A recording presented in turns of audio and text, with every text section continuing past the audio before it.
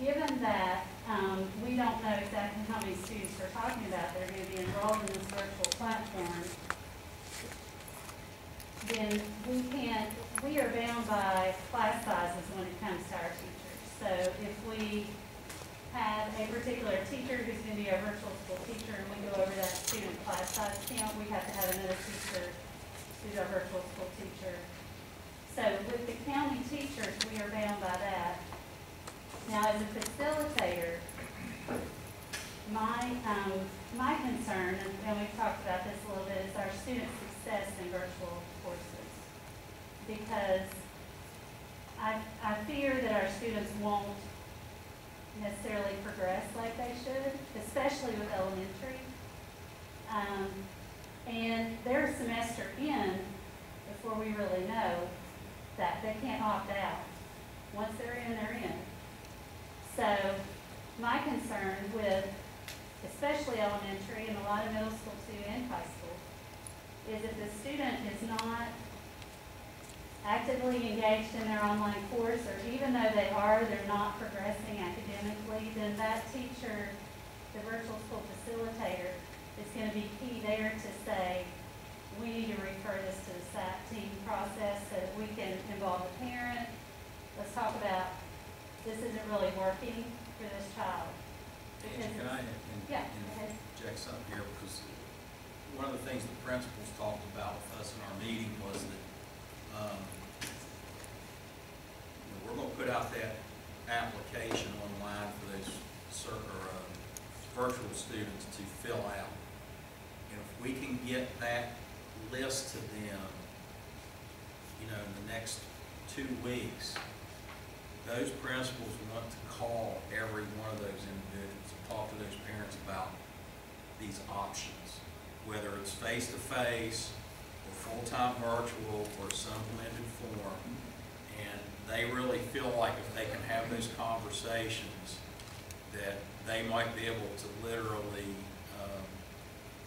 really do kind of individual education plans for each one of those kids.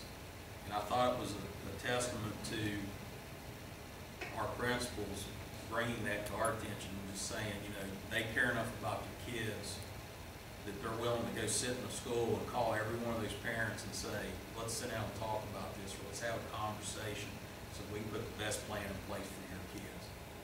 Because they're going to know their kids as well as anybody, a lot better than we do. So she's going to, is that opening tomorrow, correct? Today, this afternoon, right. I wanted to wait until after our meeting today, and then it's going to be called a pre-registration for virtual school. Well, how are you getting this information out to the parents and the kids? The virtual school information, The surveys and all this? our website, and our Facebook pages and school Facebook pages. For the virtual school pre-registration, I can do a system call as well for that, to let them know it's up. We've set a date, I think we talked about August 5th, for that pre-registration to end so that we can then send that information to principals and they can start contacting families to verify that they understand what virtual school looks like, what that's going to be like for their child.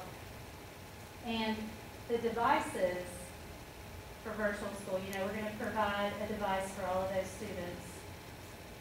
The devices that we're going to order with the ESSER funding after today's meeting, because I need to get board approval on that, we're looking at probably October from Apple to get the iPads actually rolled out for that one-to-one initiative, which is kind of what I expected, just given the demand of ordering devices. But isn't it true in Lincoln County about 40% of the students have no access to internet? There was about 30% that didn't have either, they had no access or it wasn't reliable. Part of our plan too is the Wi-Fi access external antennas at each of our schools, which we've received the equipment for 4 of those. That was the grant funded through AEP. And then there's another grant that is funding 4 additional ones that we're waiting for that funding to come in. When that comes, we'll have all those at all 8 of our schools. Okay, we understand a lot of what we're talking about, because we've talked about things in meetings before, but for those that have just attended this meeting, the external antennas basically will make each school a Wi-Fi hotspot. So student who is learning remotely, virtually, could pull into the parking lot in a vehicle, have good service using, I suppose, their Weavis number or something, some kind of access. Right. Second thing, before you go further, and Mr. Curry brought this up, we need to do better. If we are doing an all-call, telling the parents that there's a survey on our website or the information on your child's educational options are on the website, please go there and look and make the decision about your child's future. I think we need to mail that to them, or we need to email that to them, maybe both, in addition to a phone call, because I'm worried that we're not reaching a lot of our people with just an all-call saying, go do this. Right. Realistically, we have a lot of parents who are not really involved in their children's education. This survey shows that about half of our parents were, right? That half of them at least got knowledge of this, how to do it, and responded. But there may be a larger percentage that didn't listen to the full all-call. Right. Well, so I think with the decision is important. We need to penetrate a little better on our information. So I don't know how to do that. I'll leave that up to you all, but I don't think an all-call saying go to the website and find this and act on it's enough. Maybe in a year, Right. when we get people conditioned, when we get one-to-one, we get service, and people are used to working in this way. But right now, this is too important a decision to make to leave it to the technology. Particularly when we have these low internet rates and things of that nature. Okay. Let me ask you a question. Very much. You may cover this later on, but have you given consideration of having training in service for the parents? For regarding the devices and Right, virtual everything really. Yes, we've talked about videos to, well, first of all, when it comes to virtual school, parents really need an orientation as well as students. So I'm in the process of, I reached out to, which we haven't made that decision on who our provider's going to be yet. So once we do that, then the training, that orientation piece is important because the parent engagement is so important with the virtual school piece at all levels, really. And then students have orientation for that too. And that, is required. The parents also have to have internet connection at home. And that's part of that pre-registration that they're saying they understand they have to have that in order for their child to do virtual school, fully virtual.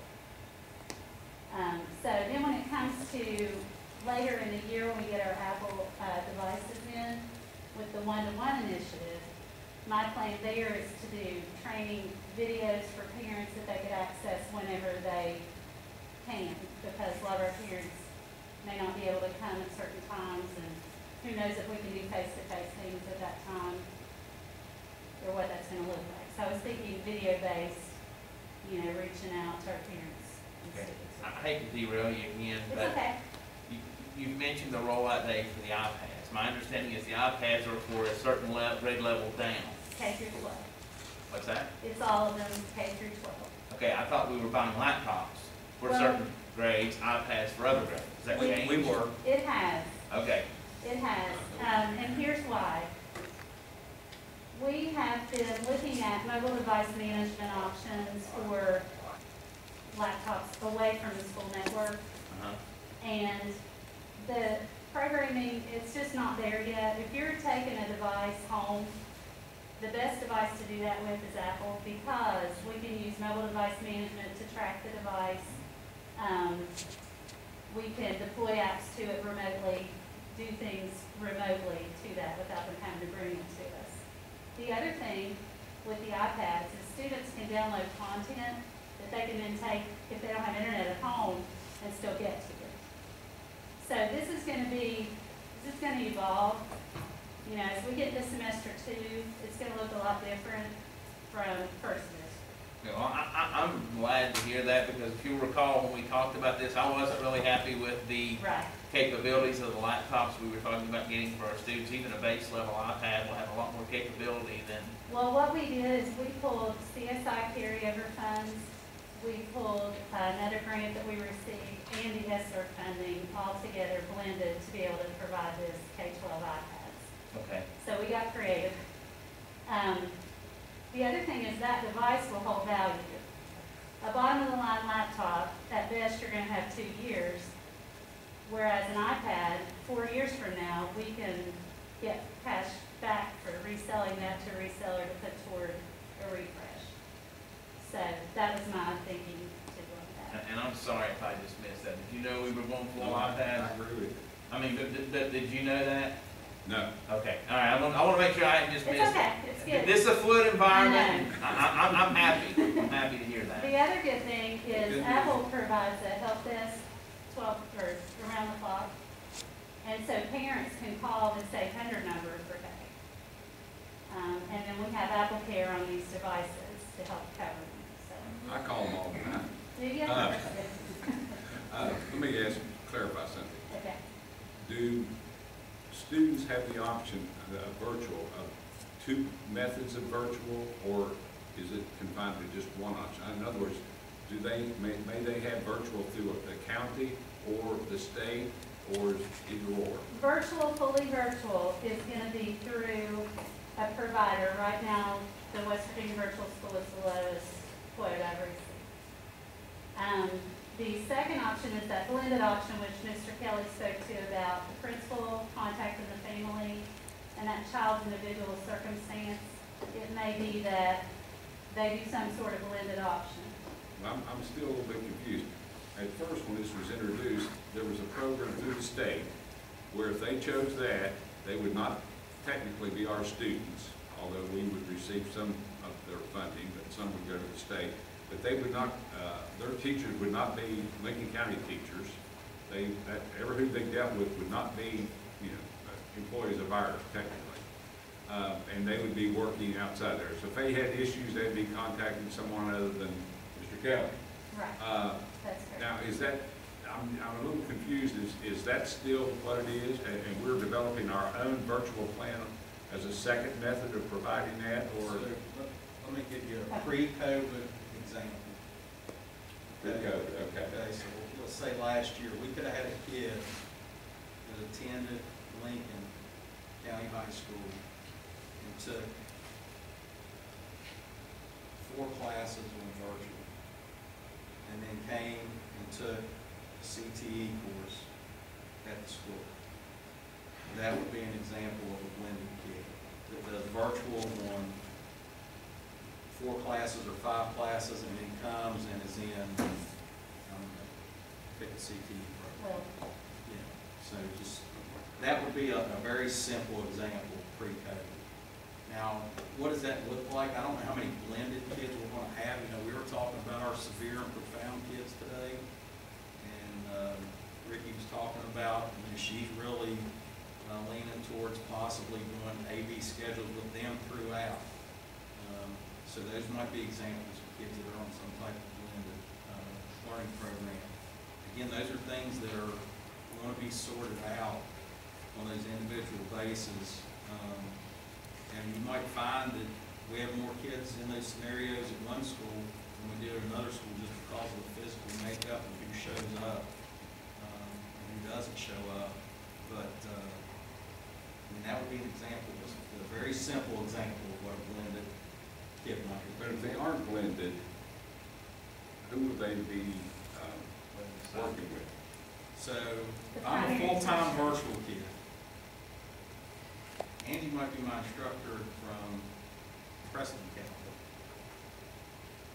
Well, that's what I'm saying, that's more of the state virtual, so they're really not interacting with Lincoln County people per we se. would still have a facilitator at the school to know, here's this child, they're enrolled in this course, here's how engaged they are. Right. But as far as any direct involvement with them, instruction-wise, there would not be. Not from an instructional standpoint. Okay. Not yet. I'm just trying to understand the difference. Right. What's going to happen in a couple of years, guys, is we're going to have virtual courses that we create. This is down the road. So, for example, we might create a virtual Spanish class. Let's say we've got a great Spanish teacher. And and the kids might take it as their 9th class or their 10th class.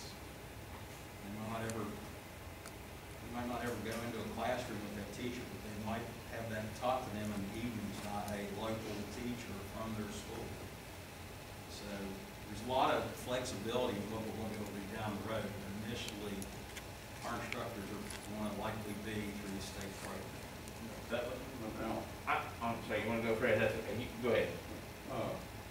a kid that's gonna do virtual and face-to-face,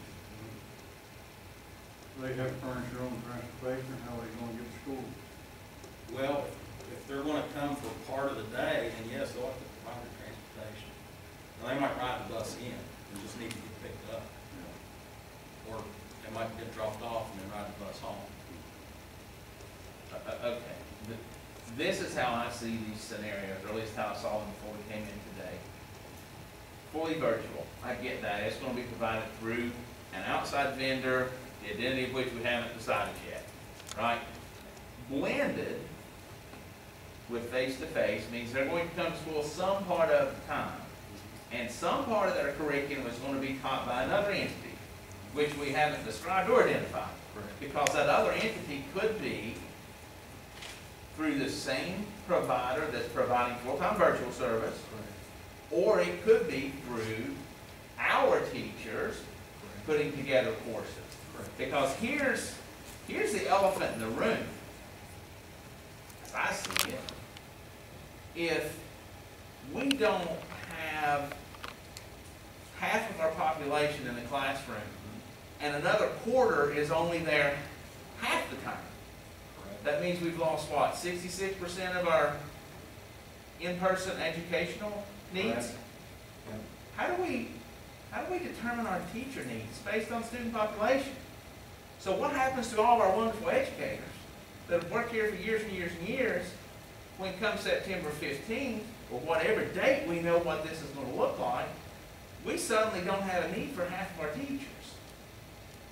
And that's it. Nobody's going to want to talk about that, but we need to talk about that. We have people that have dedicated their lives to our educational system, and I don't know how we're going to pay for all these things we've talked about and pay for the full roster of teachers that we have long term. In short term, we may be able to do that. And I understand technology evolves, educational process, everything evolves. And what we're looking at a year from now may not be what we're looking at now. But it just concerns me because I see our traditional educational system going out the window. And no matter how many students are in a building, we have to maintain that building. No matter how many students are on a bus, we have to provide transportation for all those students.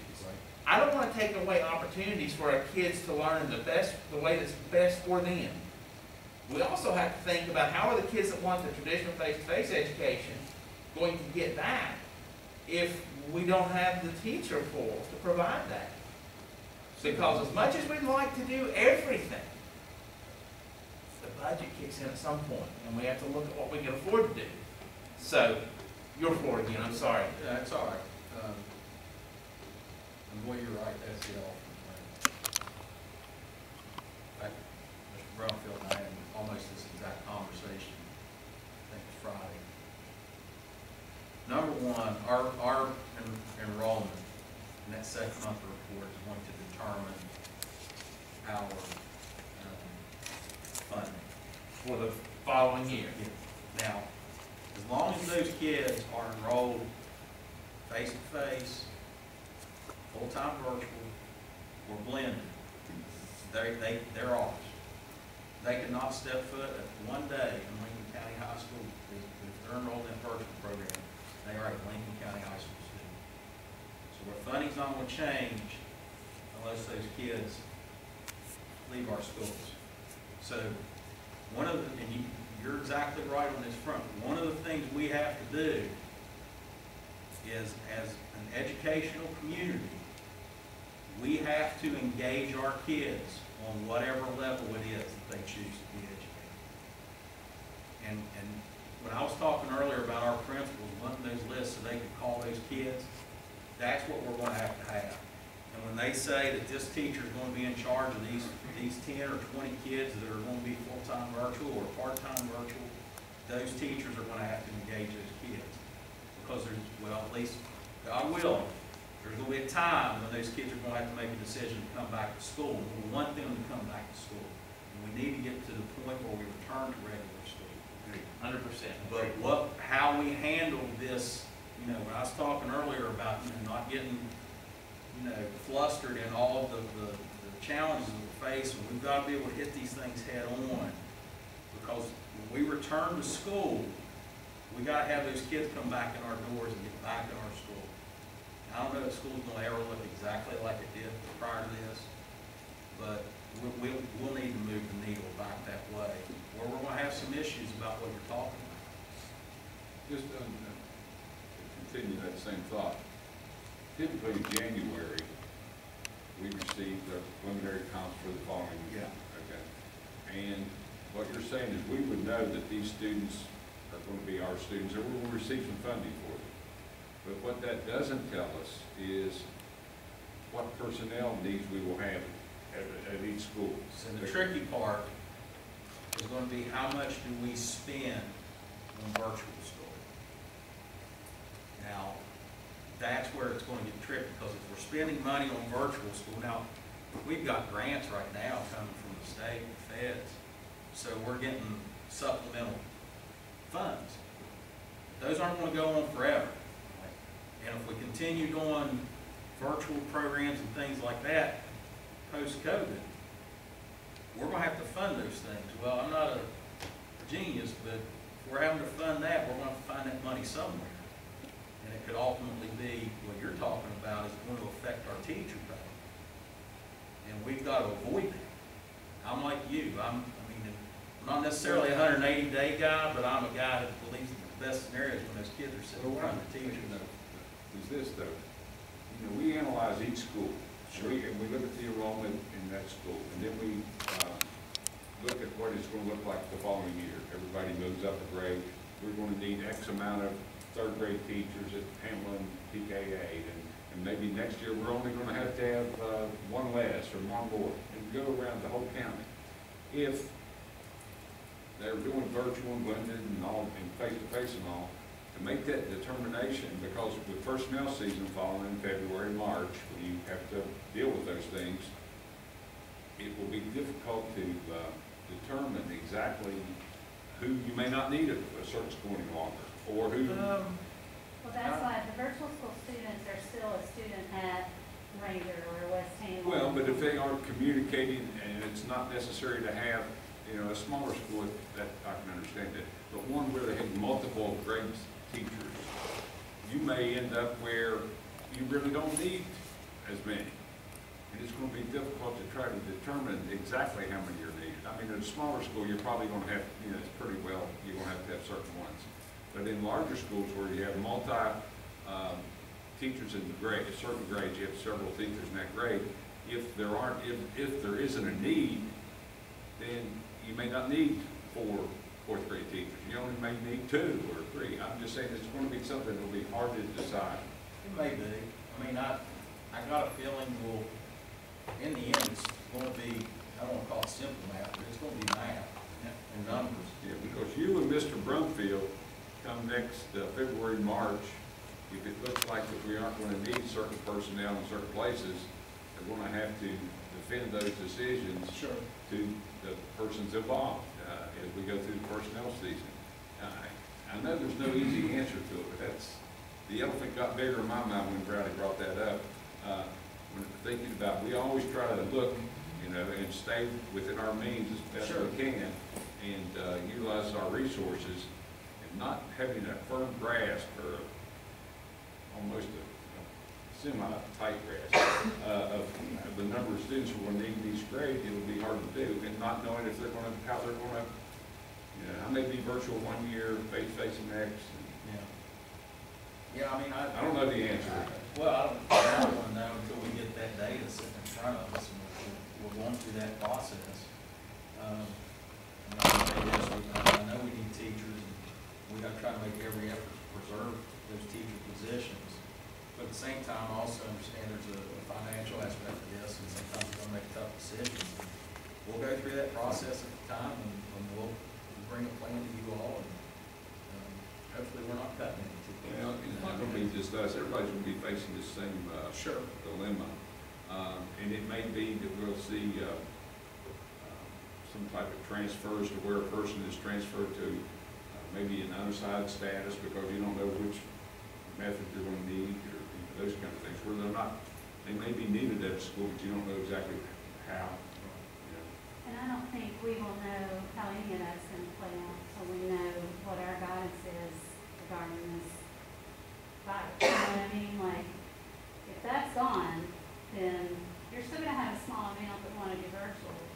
And it's possible that we can get some students who were homeschooled before to go virtual. We may get students back, especially if they get a device. So I think it's a change in our practice, but the key is to be flexible and that communication with the family. Let me throw this out there. We are still in the negotiation stage. You have to decide on a vendor or a method. If these numbers are borne out and what our school looks like this year, we all know, well, I think you as educators would tell me, because you've done and looked at the research, that a smaller class size typically translates into better educational opportunity for the students in the room. Is that right, generally? So what we're going to see are class sizes that are, you don't know how that segment, somewhere at least a third smaller than they've typically been. Here's my concern with what you have proposed as a full-time virtual student. Who do they go to with questions? Who do they talk to face-to-face? What I'd like you all to think about, and look, everybody knows it's a fluid environment. We don't have answers. But what I'd like you all to think about and talk about with the teachers and their representatives is, if our teachers have more time, because a lot of these students are not in the classroom, could there be a time each day that teachers within subject areas could devote to the full-time online students to answer questions they may not otherwise have a source to answer? Or does that screw up the line between virtual and blended and all of that? Because I just don't see how a 10-year-old, 11-year-old child can learn without some human interaction. Just don't see how that's possible. I couldn't have done it, I don't think. So, I don't know. It's a lot of things to think about. It may be impossible. I'm not trying to heap more work on teachers. It's going to be as crazy for our teachers as it is for everybody else. It's supposed to start back. But at the end of the day, I just don't know how a student gets the quality of education through virtual now, with what's available now, that they get from a face-to-face. I'm not suggesting this will be pervasive from school to school all the time, but I can guarantee you're probably going to see some teachers step up on that front. I'm sure we've had wonderful teachers that stepped in this spring. A lot of, not just teachers, service personnel, a lot of people that stepped in to help us with our food distribution and things of that nature. We have a great group of teachers, service personnel here. But if we're not careful in the contracts we enter into with whomever our vendor is, we may have to negotiate these kinds of things. Maybe things we can talk about with the teachers now, though, just getting that in front of them. Yeah. Just to see who is willing to step up and do that. Sure. And there are lots of options available to us, depending on what we want it to look like. Ultimately, we have to have something vetted and ready by September 8th. Right. And so that's a quick turnaround, you know. But the other piece is the PD we've done this summer with teachers. I mean, we've had so many teachers engaged in professional development the whole month of July. You know, our teachers have been embracing the changes, I think, and with integrating technology and learning how to practice better. One thing that Dr. Lowe had said is we were doing crisis school last spring, that's what we were doing. Remote learning is not crisis schooling, and that's kind of what we were doing last spring. So with this time to plan and prepare and try to train up and think about it, and then also those days at the beginning of the calendar, it's going to be a lot better and more engaging than it was last spring, whether it's remote, blended, face-to-face, whatever it is. So I just wanted to speak to that because they have been really involved in that, our teachers have. So. Okay, so let me ask one more thing, I'm gonna shut up. No, it won't. If I ask a bad question, then you won't shut me up. Otherwise, I'm asking things we need answers to. All right, the laptop, or excuse me, the iPads are gonna start rolling in until mid-October. What does virtual, I think I've answered my own question. The questionnaires parents are going to fill out prior to that time will include the qualification that children that want virtual learning have access to a device and internet. No? Internet. Okay, so what about the kids prior to October that want virtual learning? I'm glad you asked that question. I'm glad you have an answer. We have pulled our distance learning laptops that we purchased as a county grant match. We have 500. We have pulled laptops from our schools from the shared mobile lab carts because our students are not going to be sharing computers at the start of school. They'll have a device in the classroom that they're going to use. I have devices I ordered with Tools for Schools funds this summer sitting that are brand new that we're ready to roll out to our schools for use in our schools, but pulling those other devices to hand out to virtual students. So right now I have right at 1,000, and then between new teacher laptop rollouts at Duval, Parks, and West Hamlin, that will give us more devices we can hand to students for virtual. They are reformatted old teacher machines. And then once we get our new devices, we'll do a swap out with our virtual students. That's the plan. What about student-owned devices? So long as they're willing to accept the management of those devices, can students that have, Virtual students can. right? Now, that's- we're not doing a bring your own device to school or anything, but if they are fully virtual and they want to use their own computer, they can opt to do that. All right. Okay. Now, these full-time virtual students, they can participate in the band or sport. Yes, sir. Following the WSSAC guidelines. And they have to enter a grade in, see if they're making the grades, Yes, play sir. sports. Yes, sir. And that decision has to be made on semester by semester basis or year basis? Not sure what it is. The rules of the SSAC apply the same. No, I'm just talking, I'm not talking about sports, I'm talking about when a child decides to be a virtual student.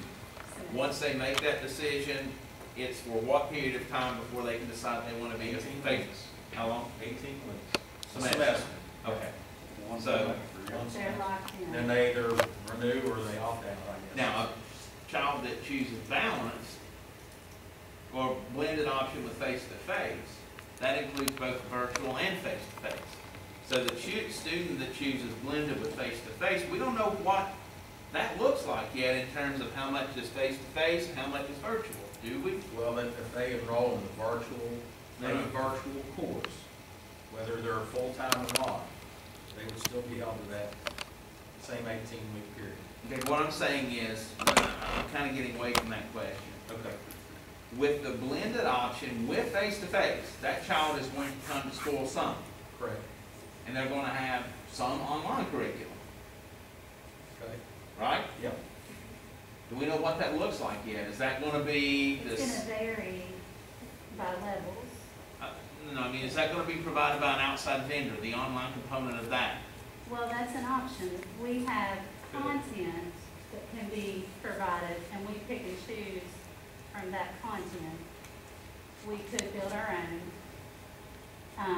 And we could look at even different providers for that content. But right now, the two options you all are looking at, recommending to the board at some point are face-to-face traditional and fully virtual online. the blended option with face-to-face is not something that's looking like you're gonna recommend to us? Based on the responses to the survey, availability of assets? Well, no, I think we have plenty of blended kids coming in. Okay, so all three of these options that are on here then, aside from the other, which we don't know what that means, are going to be options for our students. Correct. And the reason I ask that is maximum flexibility. If a student, or parent and student, choose the blended option with face-to-face, that lets a parent that is initially concerned with potential infection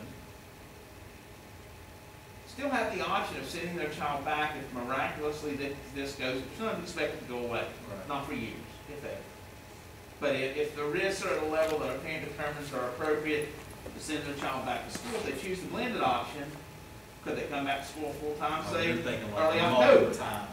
No, I'm just thinking about flexibility. I have a child. I'm going to be one of the parents that's making this decision this year. I am going to have to decide what's best for my child.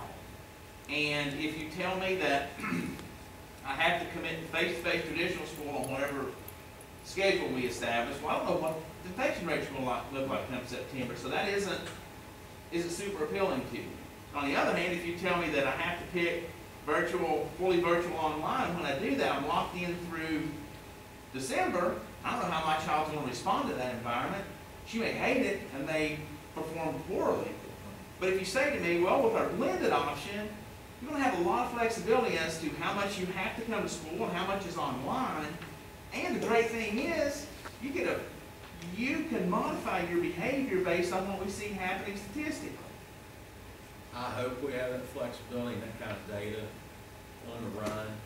I don't know if we're gonna have that. I think there's a reason they set that 18 weeks, because the idea of people jumping in and out of classes is problematic. And you can't leave one curricular class and jump into another one in week 4 and expect to catch up. I mean, some kids might be able to be 4 weeks behind.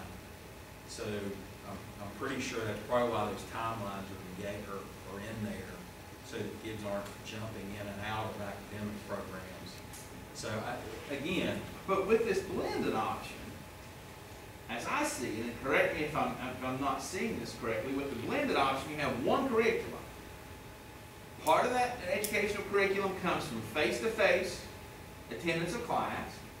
Part of it comes from online in some method we've not yet decided, right? So in that environment, if a student says, I'm going, initially, let's throw numbers out. Initially, I'm going to go to school half the time. I'm going to get half of my curriculum. what's half the time? Is that every other day? That's whatever the schedule is that we establish for blended students. We don't know what that's going to be. But if a student says, initially, the risk to me, the benefit to me of getting social interaction, face-to-face instruction, meals, security, counseling, psychological services, all the things they get in school that they won't get online, outweighs the risk of my getting COVID-19. But it only does that for half the time right now.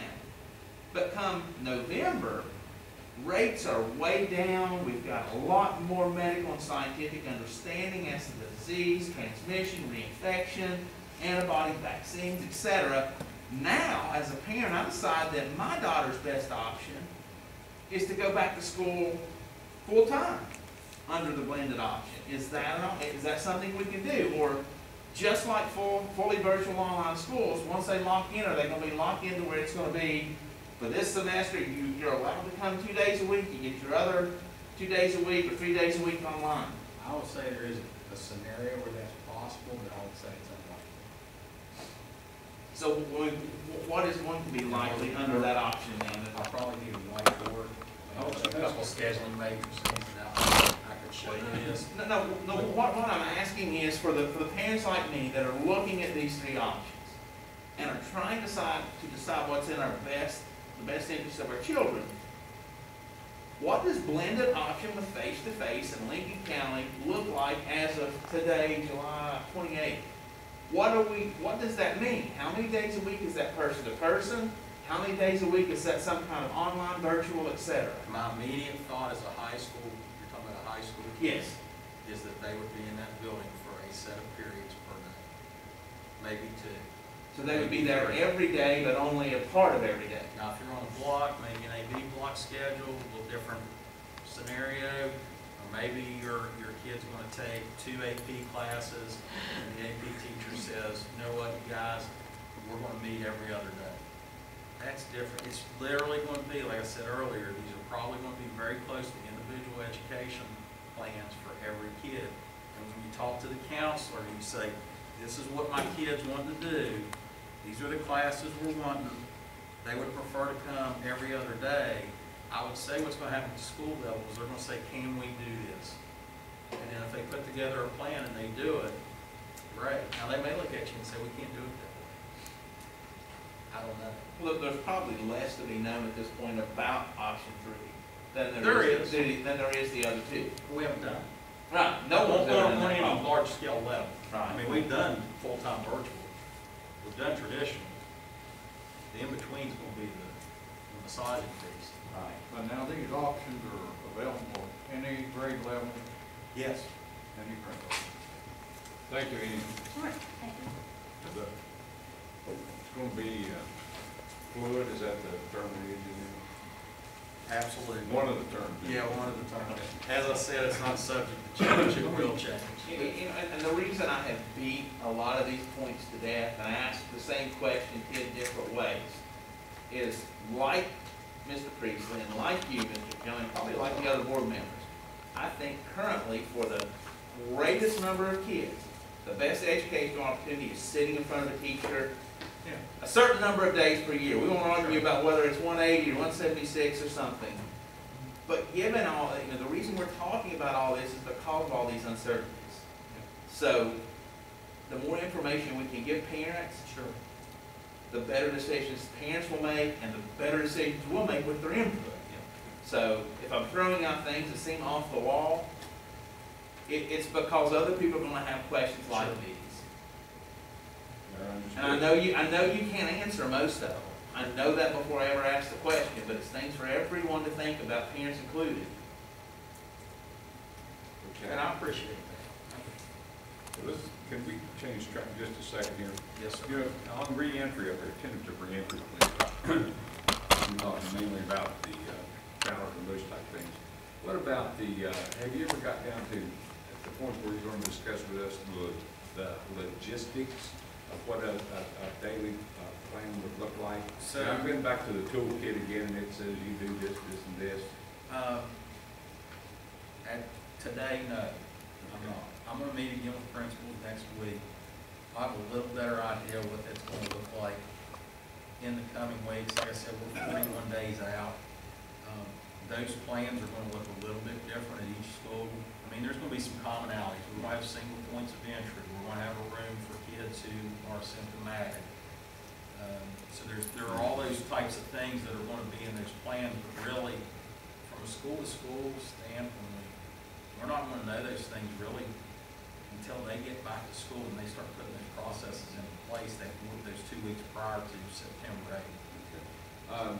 And along that same vein, because I'm trying to figure that too, like, apparently everyone gets screened each day when they enter the school. When they come to the school, Okay. So and you're just thinking about simple things, like if 2 buses pull in at the same time, both buses don't open their doors. We'll Well- only unload 1 bus at a time. But somebody has to, by the screening, they're asked questions and maybe given their And temperature. their temperature is taken. Okay. And if any of those kids, pop a 102, they immediately are taken to the room with the nurse or the designee who's going to process that. And then we have to contact the health department to determine how they're going to process the kid. We had a conversation today for probably, 10 or 15 minutes about if we can't get somebody to come pick them up, how are we going to process the kid and get them to wherever they need to be? So. I understand that. The one that's been baffling to me is transportation. Because apparently no one is going to get screened to get on the school bus. Correct. It's not required. Right. Well, I don't know, maybe it's not required. I'm not so sure it's not the best way to do it, but because you know, everybody's gonna get on the bus. The only thing they're gonna have to do is sanitize their hands. There's gonna be some type of sanitation available on the bus. And they go to the back of the bus, the way I understand it, and work their way forward. But anyone can get on the bus, and they're not asked, are you ill or whatever else. Correct. Okay, but now all of those students are gonna come to school, and they're gonna be part of this coming into the front door. I think of a scenario where, my scenarios cost money, where you have an individual on each bus that is the screener, and they work for a couple hours a day. And that person is with the bus driver, because the bus driver can't do the screening. That person that, you know, asks the child, or the student, whatever their age are, certain questions are normally asked. They have a thermometer, they do that part of it. They get screened as they get on the bus. If they pass that initial screening, then they can sanitize their hands, go back and have a seat. Then, when that busload of kids get to school, they've already gone through the screening process, and maybe they go through a separate entrance of the school. I'm thinking of the high school, because there'd be more numbers. And they've already gone through that, and they are part of this group of everybody's, you know, an onslaught that's coming to the front all the time. They're coming in there separately because they've already been screened. And they go directly, you know, they put their masks on. Oh, also, I would give them a mask if they got on the bus. Here's your mask. Once they pass the screening, I would give them a mask, because we're going to give masks to all students.